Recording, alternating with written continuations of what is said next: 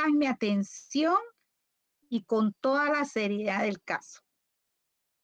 Apaguen su micrófono cuando yo estoy haciendo la presentación del tema. No existen accidentes. Es que fue un accidente. No. Tienen que respetar a sus compañeros que están poniendo atención en la presentación y a mi persona. Si ustedes tienen algo que atender en su casa, amigos con quienes quieren platicar, familia con la que quieren platicar, simplemente se salen de la clase y se van a atender sus asuntos personales. Y no interrumpan a los que están poniendo atención. ¿Estamos claros? Vale. Entonces, voy a explicar la clase. Son 3 años de clases virtuales que ya debieron de haber aprendido a desconectar el micrófono para no interrumpir la clase. Bueno, el día de hoy les traigo lo que son los elementos esenciales del negocio jurídico. Los elementos del negocio jurídico esenciales son aquellos que tienen que existir en todo negocio jurídico, porque si faltara alguno de ellos, perdería su validez el negocio celebrado, como por ejemplo la voluntad. Nadie puede ser forzado a celebrar un negocio jurídico, por ejemplo, un testamento. Si por la fuerza hacen que firme una persona un testamento, ese testamento es nulo. La capacidad, de la capacidad también les he mencionado. La persona que está celebrando el negocio jurídico tiene que tener la capacidad de ejercicio, o bien si lo está haciendo como representante legal de una empresa, representante legal de una institución, tiene que tener por escrito, por ejemplo, si es una sociedad, la autorización de la asamblea de socios para poder hacer ese negocio, para poder comparecer y firmar en la celebración del negocio. ¿Por qué? Porque de lo contrario sería nulo el negocio jurídico que se ha celebrado. El objeto. El objeto en un negocio jurídico es el bien que se está contratando. Objeto del negocio, objeto de la negociación, son los bienes. Pero no solo bienes pueden ser objeto de negocio jurídico, como puse el caso del ejemplo del testamento, la declaración de voluntad de una persona, ¿sí? Por supuesto, los bienes es todo el patrimonio de esa persona, pero que se va a transferir hasta que él ya no esté en este mundo, ¿verdad? A través de un proceso sucesorio. Pero también como objeto de un negocio jurídico están los servicios. Todos los bienes que ustedes compran, los alimentos que compran en el supermercado, cuando yo voy con el médico, contrato los servicios profesionales del médico para que me haga una evaluación de mi padecimiento que tengo.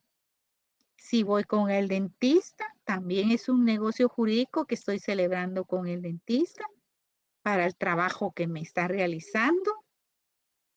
Todos los servicios de pintura, con empresas constructoras para que hagan una vivienda o un edificio, en fin.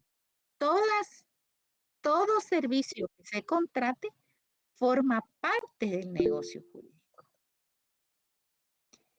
Y tenemos también la causa.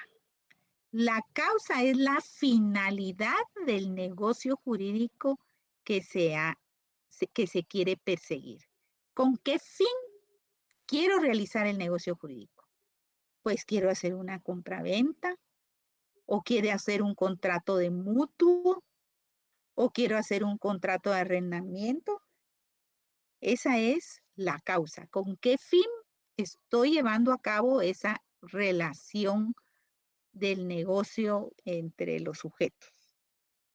Y las formas del contrato también depende de la causa, cómo va a elaborarse el contrato, ¿verdad? Si es un arrendamiento, me tengo que sujetar a lo que regula nuestro Código Civil para el contrato de arrendamiento. Y por supuesto, la voluntad expresada por los contratantes sobre las condiciones del contrato, el pago, el valor, en fin, todo eso, ¿verdad? Sí, Rodrigo Ortega, lo escucho. Sí, licenciada, buenas noches, ¿cómo está? Es que creo que hubo una confusión. Yo me metí al link de la sección pasada y usted pensó que me había conectado tarde, pero yo me había conectado a las 7 en punto para entrar de 7 a 8 y media.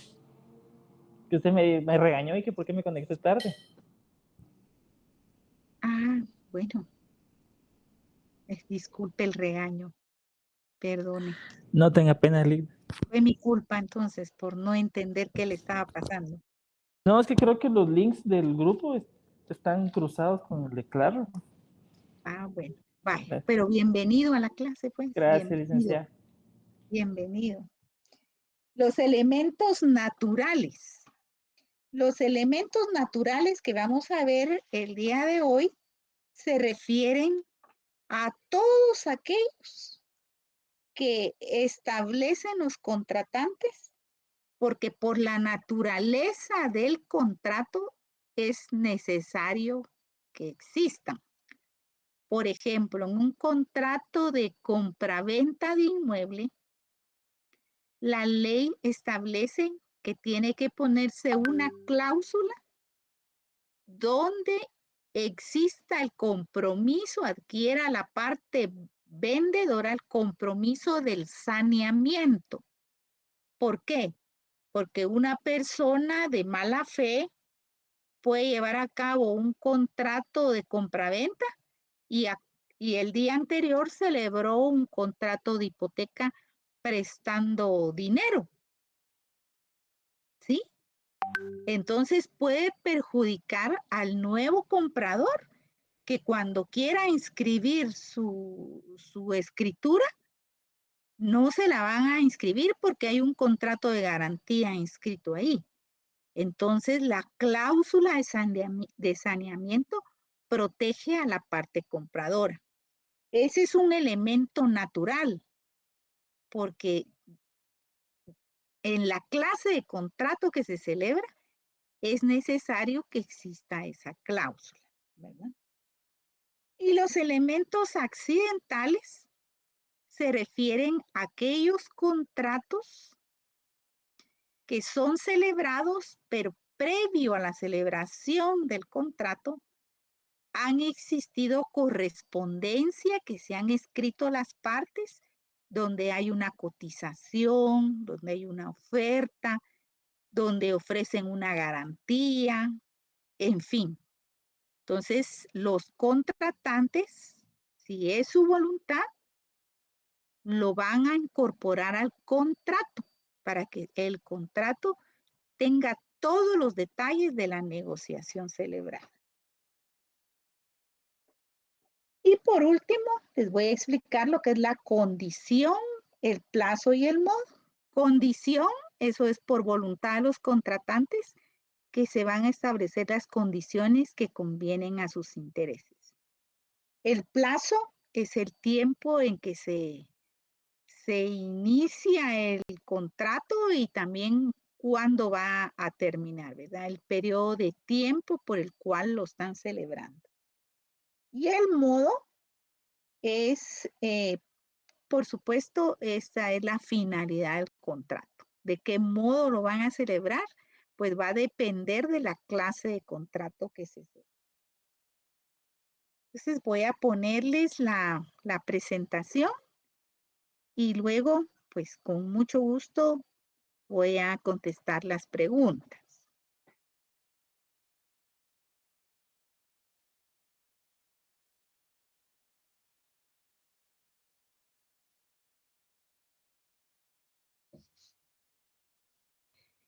El día de hoy vamos a trabajar los elementos del negocio jurídico. Estos son sumamente importantes para lograr que los negocios jurídicos que se llevan a cabo cumplan a cabalidad con los requisitos legales necesarios para que su validez y exigibilidad. Vamos a ver, son 3 los elementos del negocio jurídico y se clasifican en esenciales, naturales y accidentales. Voy a explicar cada uno de ellos. Los elementos esenciales son aquellos sin los cuales el negocio jurídico no puede llevarse a cabo. Son los componentes indispensables de todo acto jurídico. Estos requisitos son la manifestación de voluntad, la capacidad del sujeto que está llevando a cabo el negocio jurídico, el objeto, la causa y las formas de elaboración del contrato. Vamos a explicar cada uno de ellos. Estos son elementos absolutamente indispensables para la vida del negocio, plasmado en un contrato. Las partes no pueden renunciar a ellos ni suprimirlos, porque son indispensables para su validez y eficacia, Alejandra? para que se lleve a cabo a cabalidad ese negocio jurídico que queremos plasmar.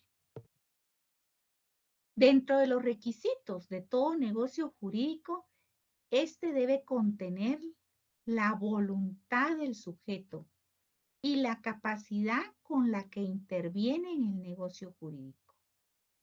El objeto, el bien, el derecho, el servicio por el cual se está llevando a cabo la negociación. La causa es la función económico-social que debe cumplir el negocio. Y la forma, verbal o escrita, que está plasmada en un documento privado o escritura pública. Al referirnos al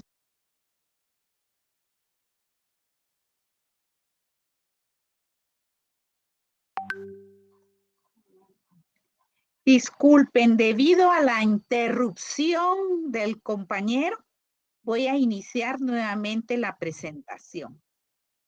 Nuevamente aclaro, es prohibido conectar el micrófono e interrumpir la presentación.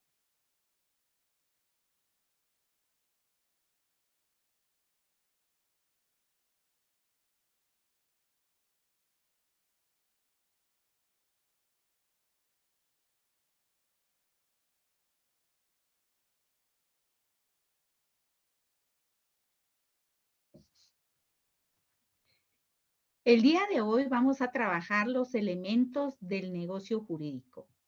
Estos son sumamente importantes para lograr que los negocios jurídicos que se llevan a cabo cumplan a cabalidad con los requisitos legales necesarios para que su validez y exigibilidad. Vamos a ver, son 3 los elementos del negocio jurídico y se clasifican en esenciales, naturales y accidentales. Voy a explicar cada uno de ellos. Los elementos esenciales son aquellos sin los cuales el negocio jurídico no puede llevarse a cabo. Son los componentes indispensables de todo acto jurídico. Estos requisitos son la manifestación de voluntad, la capacidad del sujeto que está llevando a cabo el negocio jurídico, el objeto, la causa y las formas de elaboración del contrato. Vamos a explicar cada uno de ellos. Estos son elementos absolutamente indispensables para la vida del negocio, plasmado en un contrato.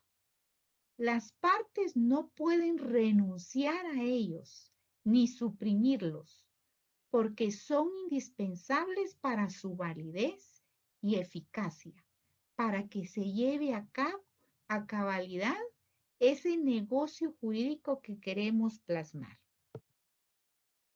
Dentro de los requisitos de todo negocio jurídico, este debe contener la voluntad del sujeto y la capacidad con la que interviene en el negocio jurídico. El objeto, el bien, el derecho, el servicio por el cual se está llevando a cabo la negociación. La causa es la función económico-social que debe cumplir el negocio. Y la forma, verbal o escrita, que está plasmada en un documento privado o escritura pública. Al referirnos al sujeto, el sujeto es la persona o las personas que declaran su voluntad y brindan su consentimiento, su aprobación para la realización del negocio. Estas personas pueden ser la persona individual, natural o colectiva jurídica que tiene capacidad para adquirir derechos y obligaciones, sea en nombre propio o si lo desea a través de su representante legal, que es otra persona. El sujeto puede delegar su representación para actuar en los diferentes negocios jurídicos de su interés. Y está limitada esta representación que limita su actuación a través de lo plasmado en el mandato. La cláusula del mandato en la cual se le autoriza para realizar determinados actos. Esto lo regula nuestro Código Civil en 1664, 1665 y 1686. ¿Qué es la representación legal? La persona, el sujeto que actúa en el negocio jurídico en nombre de otra, ya sea esa persona natural o persona jurídica colectiva.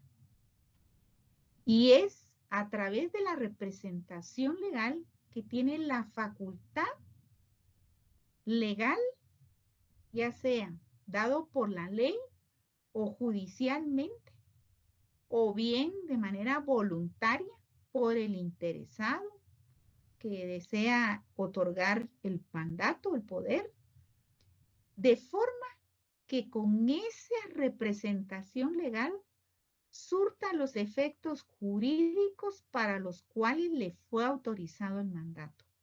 Y de esa manera actuar en los negocios jurídicos adquiriendo derechos y obligaciones.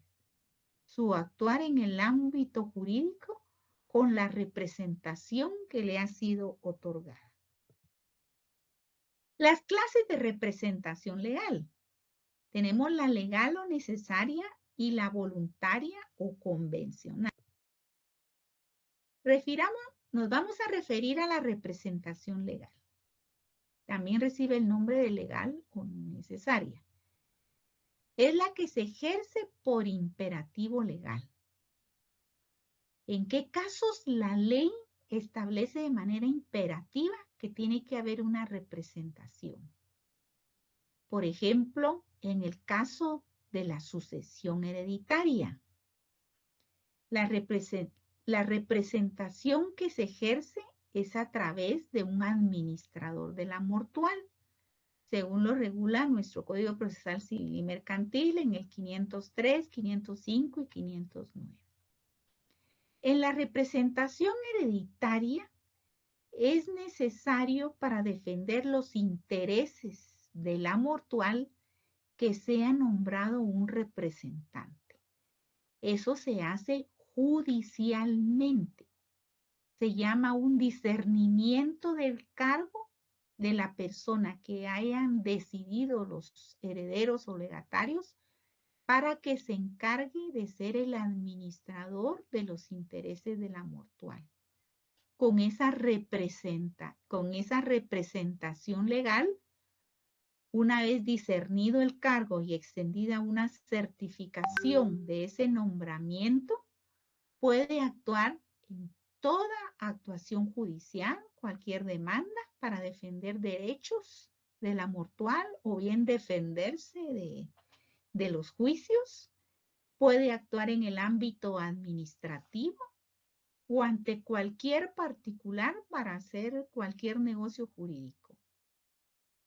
También existe representación legal en el caso de los padres que actúan en representación de sus hijos menores de edad a través del ejercicio de la patria potestad, simplemente con el certificado de nacimiento que acredita que son los padres, pueden actuar en el ámbito del derecho en ejercicio de esa patria potestad para las diversas actividades jurídicas que lleve a cabo.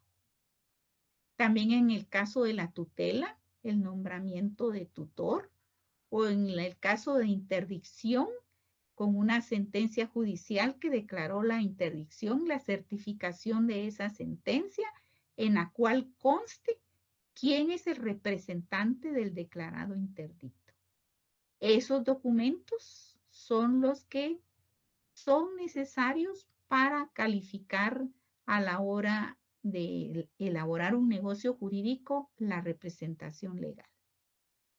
En el ámbito mercantil, comercial, el que ejerce la representación de una persona colectiva, una empresa que se ha constituido legalmente, es a través de un administrador único, un gerente general o un presidente del consejo de administración de una sociedad, de conformidad con el Código de Comercio. Este administrador único o gerente va a realizar sus funciones de representante de acuerdo a lo que lo haya facultado la Asamblea General de Socios. Las asambleas son las que nombran a sus gerentes, a sus administradores y les confieren facultades conforme la ley y también las específicas que deciden los socios. En el caso de un administrador de un condominio, propiedad horizontal, también la ley faculta que es el administrador, el representante de los intereses de los propietarios del condominio. Esas son representaciones legales que deben de ser calificadas por el notario que lleva a cabo el negocio jurídico y que lo quiere plasmar en un contrato. Esa calificación es para establecer si cumple con los requisitos legales. En el caso de que sea una representación nombrada judicialmente, pues la certificación del tribunal, ¿verdad? Pero en el caso de que sea una representación mercantil, también tiene que estar inscrita en el registro mercantil, donde lo califican, revisan esa representación legal de la empresa y le colocan un número, un sello con la identificación del registro que tiene en el registro mercantil esa representación legal y que debe de ser actualizada previo a la realización del negocio jurídico. Tenemos la clase de representación legal voluntaria o convencional. Es un acto de voluntad de quien desea ser representado a través de un mandato. Hay 3 tipos de representación voluntaria: la directa, la indirecta y la judicial. La directa es cuando el representante actúa en nombre del mandante y los negocios que lleve a cabo están dentro de las facultades que le hayan conferido y que obligan directamente al representado, al mandante, a quien confió en otra persona para que lo represente. Esta clase de representación la regula nuestro Código Civil en el artículo 1686. Directa quiere decir que el mandante, a través de la confianza que le tiene a su apoderado, le confiere de manera directa, especificando en el contrato de mandato cuáles son las facultades que le confiere para realizar determinados negocios. Si fuera un contrato de compraventa de un inmueble, tiene que expresar una cláusula de autorización para que pueda llevar a cabo en nombre de él una transferencia de propiedad. Si no tiene esa autorización, aunque tenga un mandato, no podría llevar a cabo ese negocio jurídico. De manera indirecta, es la representación voluntaria cuando el representante actúa en nombre propio, pero en interés ajeno. Los terceros no tendrían acción directa contra el mandante, solo contra el mandatario. El Código Civil regula en el artículo 1686 cuando existe un mandato sin representación. Estos mandatos son, por ejemplo, en el caso de un gerente de recursos humanos, ¿verdad? De una empresa. Él es el que está a cargo de las contrataciones del personal de una empresa y él directamente es el que responde de todas las actuaciones que él realiza dentro de esas funciones. Entonces, por eso es un mandato sin representación. Y la representación voluntaria judicial es cuando una persona necesita llevar a cabo un litigio. Y para ello, pero como él no quiere participar directamente en ir al juzgado, en participar en las diversas actuaciones judiciales, pues decide dar un mandato judicial a favor de su abogado. Entonces se extiende un mandato judicial donde lo faculta para que lleve a cabo todas las actuaciones relativas a determinado juicio. La ley del organismo judicial establece que para ser mandatario judicial, obligadamente tiene que cumplir con el requisito de ser abogado hábil colegiado y para ello otorga su mandato judicial y le dice cuáles son los límites expresamente en el mandato judicial para qué lo autoriza. Por ejemplo, para desistir del juicio. Él puede incluirlo dentro del mandato judicial o puede omitir esa facultad. También existe otro ejemplo que les puse aquí, es el del tutor judicial. El tutor judicial es nombrado por un juez y le cité el artículo 300 del Código Civil, que sería otro ejemplo. ¿Cuáles son los requisitos que debe tener todo sujeto dentro de un negocio jurídico? Tenemos la capacidad. La capacidad, la voluntad y el consentimiento. La capacidad del sujeto. Como lo hemos visto en el curso Derecho Civil 1, la capacidad es la aptitud de las personas para actuar en el ámbito jurídico adquiriendo derechos y obligaciones. La capacidad, la aptitud de las personas en relación a que esa aptitud que tiene la persona debe establecerse dentro de un negocio jurídico si lo va a hacer por ella misma o bien a través de su representante legal. Pero eso va a ser una decisión propia del sujeto que va a intervenir en el negocio jurídico. Para que un sujeto se considere parte de un negocio jurídico, es imprescindible que cuente con la capacidad absoluta y plena, es decir, que tenga la aptitud del ejercicio de sus derechos y obligaciones, tal como lo hemos visto en Civil 1, conforme el Código Civil. Pero una vez tiene su capacidad de ejercicio o bien su representante legal tiene un mandato que el notario a la hora de calificar el mandato es revisar si cumple a cabalidad con los requisitos, por ejemplo, de inscripción en el registro mercantil, o si fuera un mandato voluntario de una persona particular, si ese mandato está inscrito en el Registro General de Protocolos del organismo judicial. Hay un registro de mandatos que cuando se otorga un mandato se lleva ahí, y este registro hace una revisión del mandato y le coloca un sello con el número de registro que va a tener ahí en el archivo protocolos.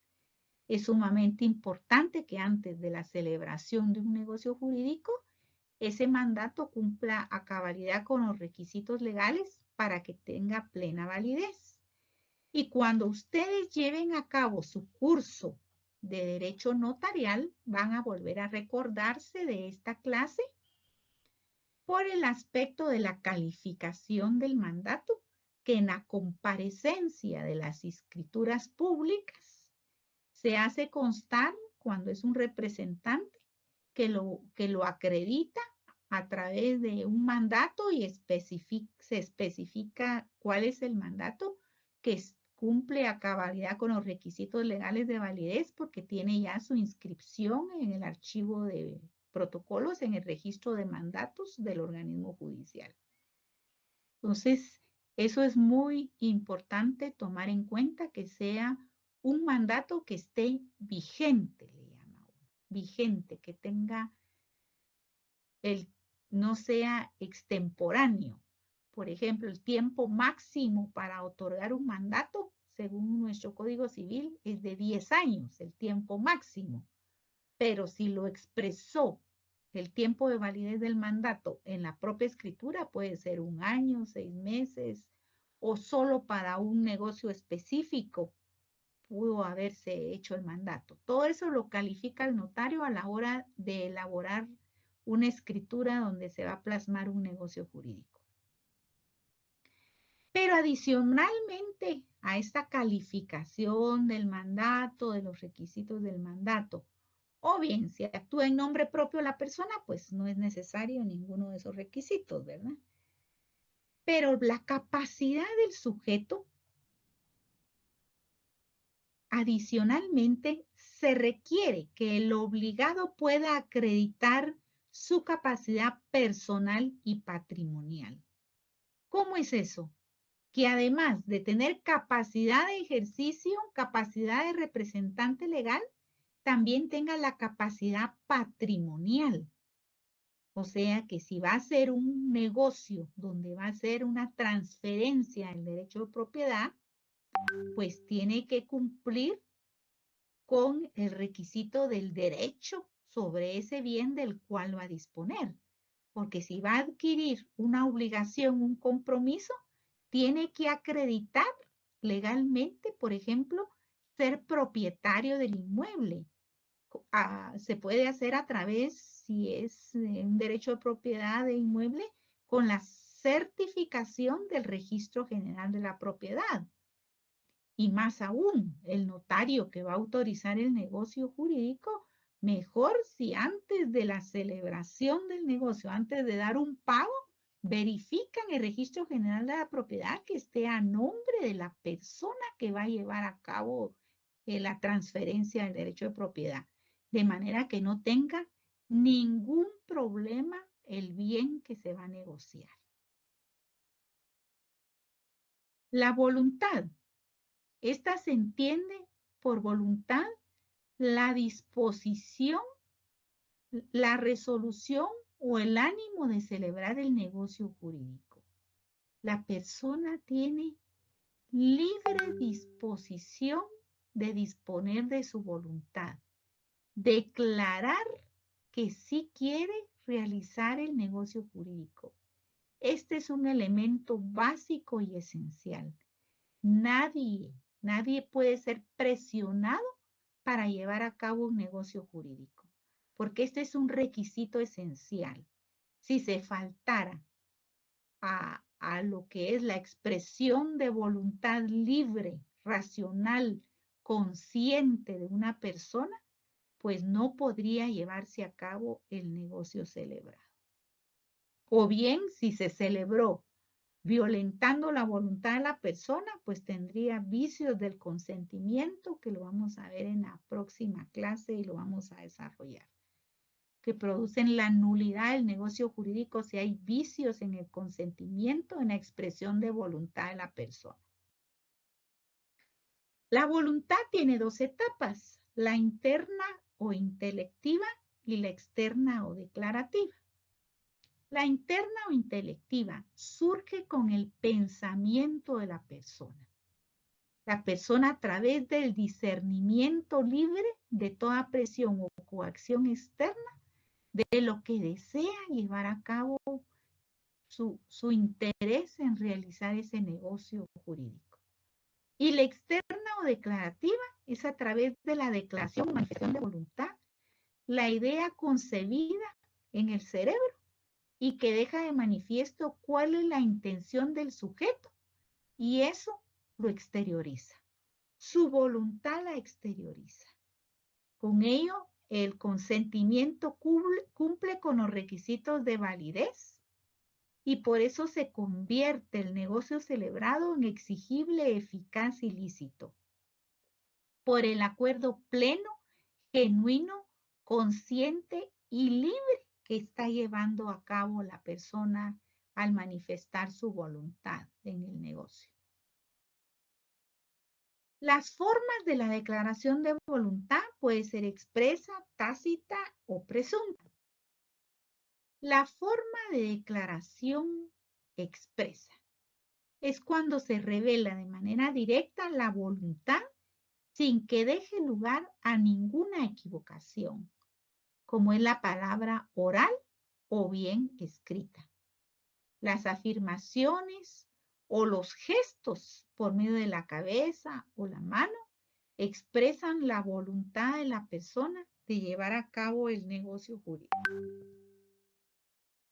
La declaración de voluntad tácita, conocido también con el nombre de actos concluyentes, ya que se entiende que a través de acciones concretas y bien definidas, el individuo acepta o deniega lo que se pretende. Tal es el caso de un empleado que comienza sus labores sin oposición del patrono e inicia la relación laboral. Es tácita, porque antes de firmar un contrato, ya la persona empieza a trabajar. Por supuesto, el patrono tendrá que pagarle desde que inicia su relación laboral, pero esas actuaciones, esos actos que llega a realizar, es lo que se conoce como declaración de voluntad tácita. La presunta son las declaraciones de voluntad que no se fundan en hechos concluyentes, sino en disposiciones generales del ordenamiento jurídico. Aquí el ejemplo que les pongo también es de carácter laboral. Cuando una persona es contratada para un trabajo, por ejemplo, en el Estado, la persona se sabe que le va a aplicar el régimen de la Ley de Servicio Civil. O sea, la norma, se presume que la norma que lo va a regular es la Ley de Servicio Civil. Si fuera de una empresa, pues el Código de Trabajo, ¿verdad? Entonces, la normación que rige la contratación, pues voluntariamente la persona pues se va a, a contratar bajo una normación vigente como las mencionadas. El consentimiento es otro elemento esencial del negocio jurídico y se refiere a la aprobación de celebrar el negocio, que cumple con los requisitos de validez. Al cumplir con este requisito, se convierte en exigible, eficaz y lícito. ¿Qué es el consentimiento? Es el acuerdo pleno, genuino, consciente y libre que manifiesta la persona en un negocio jurídico. Es la aprobación que hace para poder llevar a cabo el negocio jurídico. Una vez aprobado, todas las cláusulas del contrato, todo lo que acordaron, todo lo que platicaron en el acuerdo de voluntades para la celebración del negocio jurídico, eso es lo que se conoce como consentimiento. Y ahora pasamos al elemento natural. Ya vimos los elementos esenciales. Ahora vemos el segundo elemento, el elemento natural. Son los que normalmente acompañan el negocio jurídico, pero los contratantes pueden eliminarlos si lo desean, dejando constancia expresa de ello. Por ejemplo, en el contrato de compraventa, las personas llevan a cabo tienen que cumplir con el requisito del saneamiento a favor de la parte compradora y que lo tiene que otorgar el vendedor.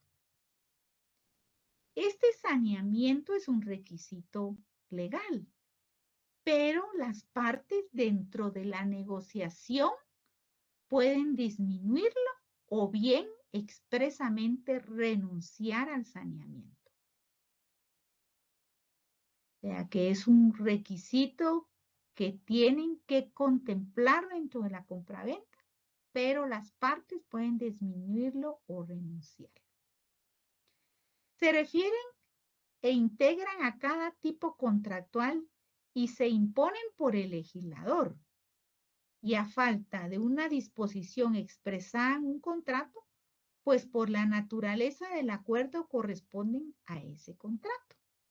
Aquí lo ponemos, es un elemento natural de la compraventa porque la ley lo tiene establecido como requisito a la hora de la celebración de la compraventa. Pero las partes, depende de lo que platiquen en su negociación, pueden disminuirlo o renunciar a ello.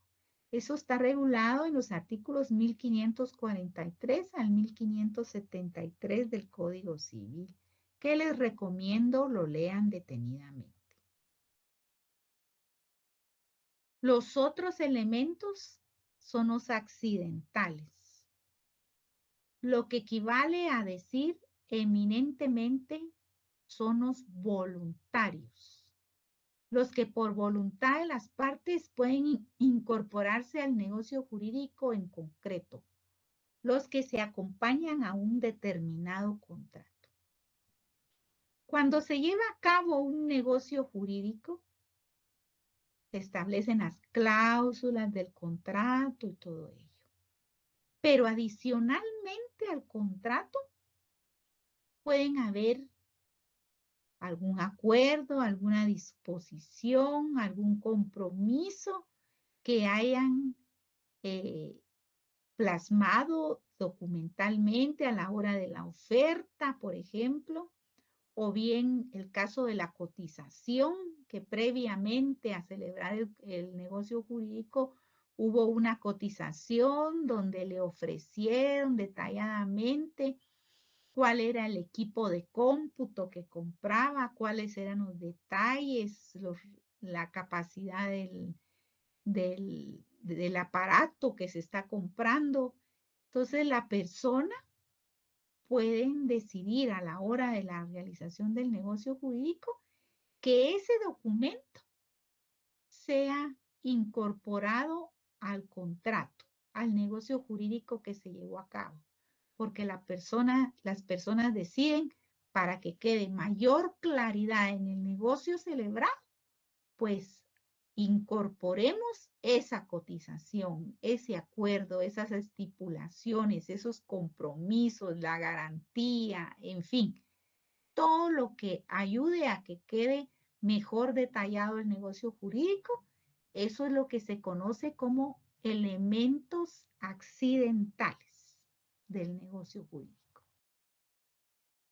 Y entonces, esos son los 3 elementos que estudiamos sobre los elementos indispensables del negocio jurídico. Los esenciales, los naturales y los accidentales. Ahora vamos a ver otros elementos del contrato, que es muy importante dentro de un negocio jurídico. Puede hablarse de contrato válido, como ocurre con la condición, el plazo y el modo. Pueden introducirse o no en el contenido de un contrato a voluntad de las partes, pues si lo desean los contratantes, se introducen en el contrato. La condición puede ser que a la hora de negociar un negocio jurídico, quieren establecer condiciones los contratantes. Eso es eminentemente voluntario. Los acuerdos contenidos en el contrato. El negocio contrato solo es condicional si los propios contratantes subordinan sus efectos a una o varias condiciones. La ley establece condiciones civiles. Por ejemplo, en el artículo 1800, la compra sobre muestras lleva implícita la condición de resolver el contrato si las cosas no resultan conforme con las muestras dadas. Esto es cuando hay artículos en los cuales las personas a la hora de una negociación dicen, bueno, antes de comprarlo, quiero una muestra. Por ejemplo, en el caso que fueran productos de alimentos, ¿verdad? Necesito yo primero una muestra. Si el que le había ofrecido no es igual al producto que le dan en venta, entonces puede dejarse sin efecto ese negocio jurídico por incumplimiento de la condición que voluntariamente habían acordado a la hora de la celebración del negocio jurídico. El plazo es un acontecimiento futuro y cierto que señala el momento en que se inician los efectos del contrato y el momento en que se extinguen. El plazo, ustedes lo estudiaron en su derecho de obligaciones el semestre pasado, y en él se establece la vigencia del contrato, con indicación del momento en que se inicia y en el momento en el cual termina. Es sumamente importante este elemento dentro de un negocio jurídico. El modo, el propósito o finalidad del contrato. Este se refiere a establecer, si lo quieren, que sea una compraventa, donación, cesión de derechos, qué clase de finalidad quieren perseguir a la hora de la celebración del negocio. Según el artículo 1251 del Código Civil, son elementos esenciales de todo contrato la capacidad legal del sujeto que declara su voluntad, consentimiento que no adolezca de vicio, objeto lícito, agregando la forma cuando tiene el contrato un valor por la solemnidad. O sea, cuando es un contrato formal, solemne, es totalmente necesario cumplir con las solemnidades que establece la ley para que ese contrato no tenga ningún defecto. Como en las clases anteriores les puse el ejemplo del contrato de donación, que obligadamente la ley establece que tiene que ser llevado a cabo, elaborado a través de una escritura pública. Entonces, la forma es sumamente importante que se cumpla de acuerdo a lo establecido en la ley. Y los presupuestos esenciales para la validez del negocio jurídico, y cumpliendo todos estos requisitos esenciales, hace el negocio jurídico exigible, eficaz y lícito. Exigible indica que lo plasmado en el contrato, los acuerdos que han celebrado los sujetos, una vez plasmados en un documento, en un contrato, pues lo hace exigible para su cumplimiento. Eficaz, porque cumpliendo los requisitos legales es eficaz. Ilícito, que el negocio celebrado sea conforme lo establecido en la ley, acorde a la legalidad. Bueno,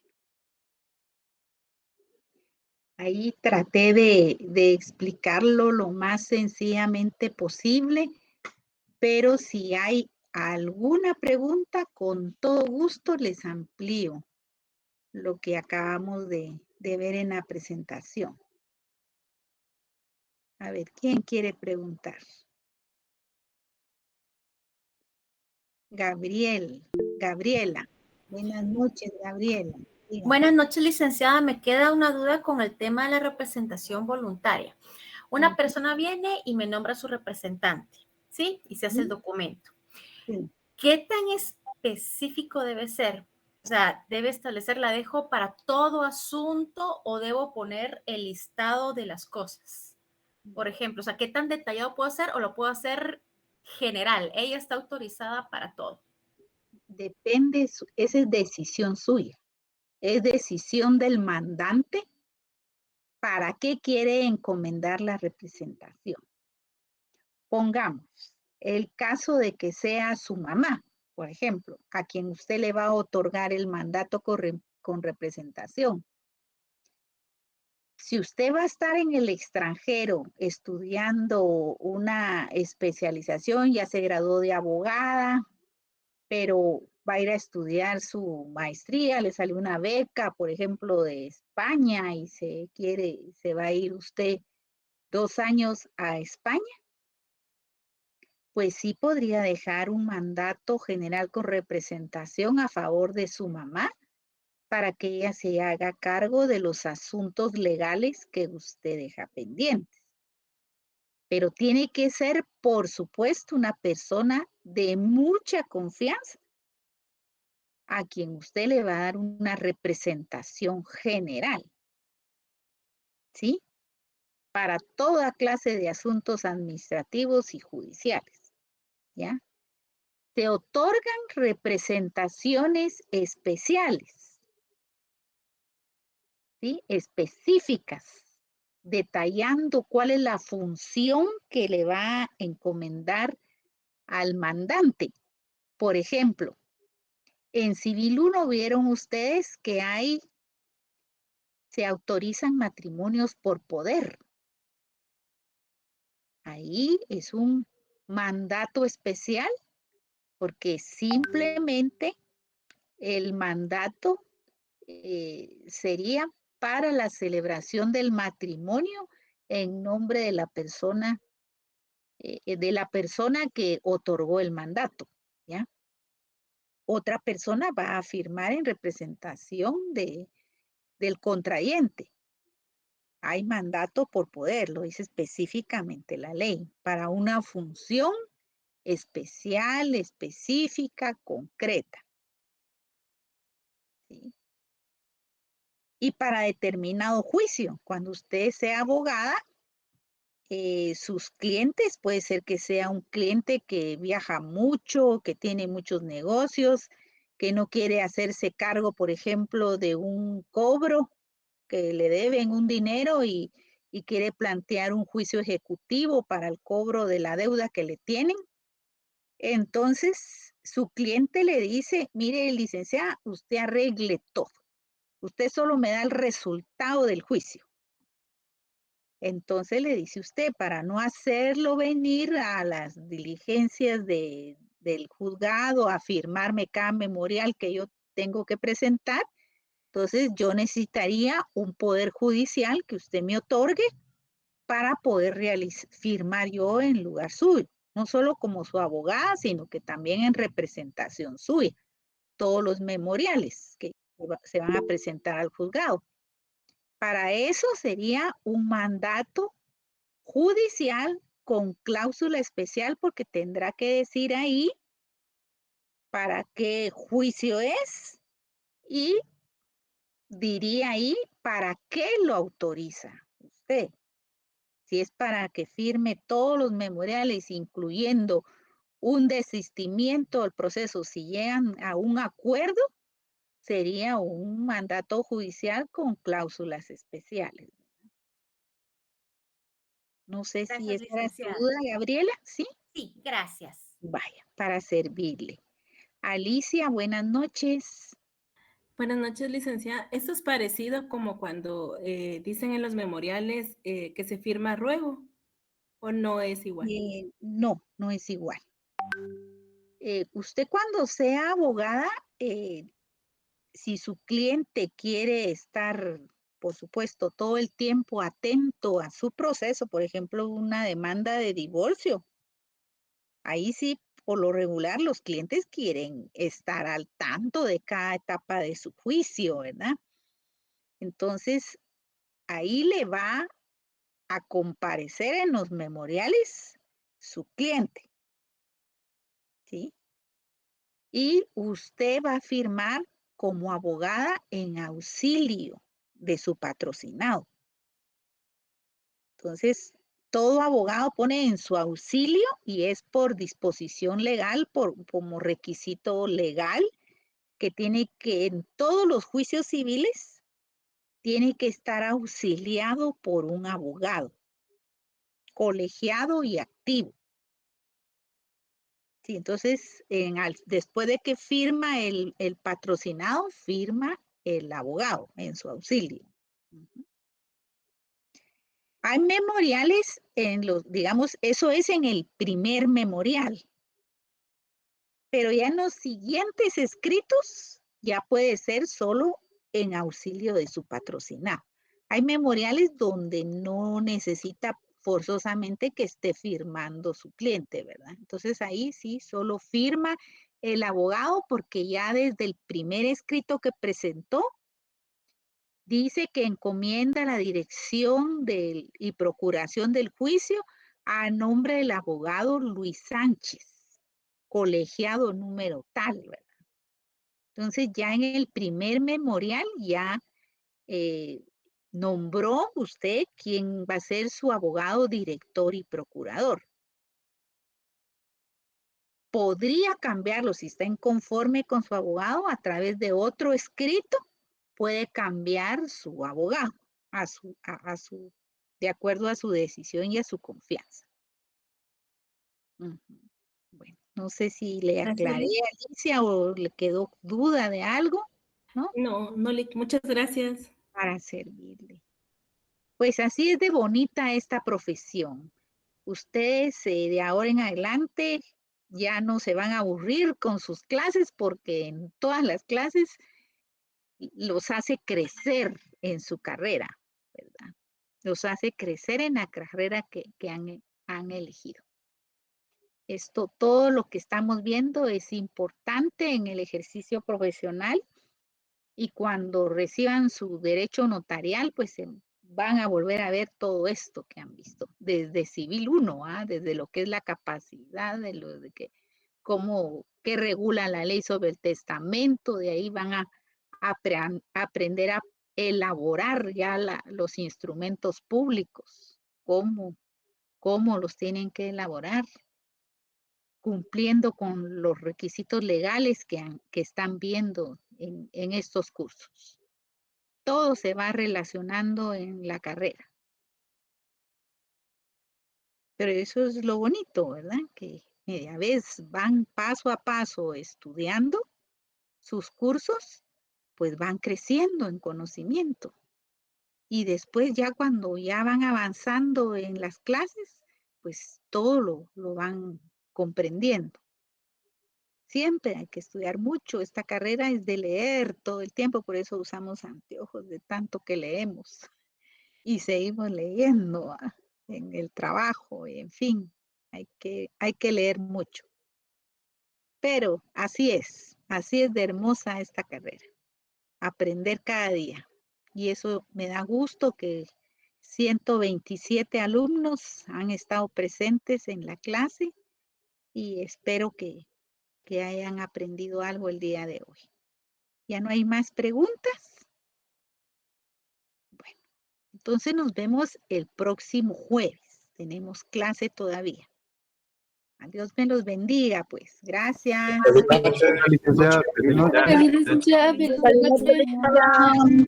Feliz noche, licenciada. Bendiciones. Adiós. Feliz noche, Licenciada, feliz licenciada. noche.